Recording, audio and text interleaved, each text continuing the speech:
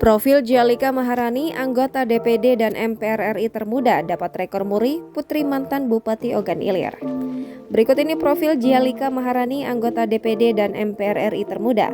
Pada Kamis 28 Oktober 2021, Djalika mendapat penghargaan dan penganugerahan sebagai anggota DPR dan MPR RI termuda sepanjang sejarah dari Museum Rekor Indonesia. Dilansir Tribun News, penganugerahan itu diserahkan langsung di Komplek MPR, DPR, dan DPD RI Jakarta. Berikut ini profil Djalika Maharani.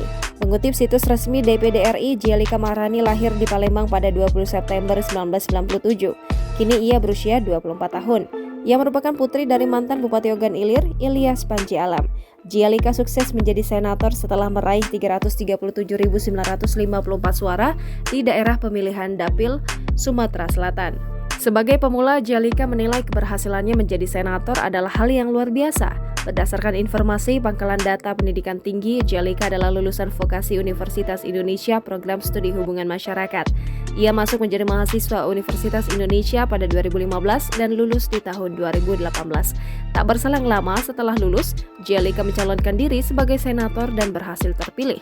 Pada Oktober 2019 lalu, Djalika bersama Sabam Sirait menjadi pimpinan sementara DPD RI.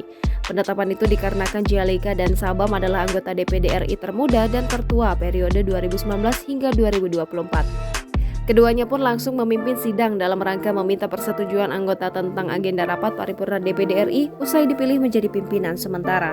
Sebagai anggota DPD dan MPR RI termuda, Djalika pernah meraih penghargaan dari Muslim Choice Award dalam kategori Demokrasi Award. Menilik akun Instagram pribadinya, Djalika resmi melepas masa lajangnya di usia 23 tahun.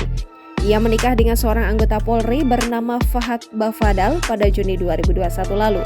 Masih dilansir Tribun News, dalam rangka Hari Sumpah Pemuda, Djalika mendorong generasi muda agar terjun ke dunia politik dan berpartisipasi dalam pembangunan Indonesia.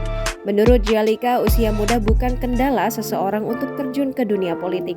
Karena itu, ia menilai untuk menghadapi masa itu diperlukan persiapan yang matang sejak sekarang.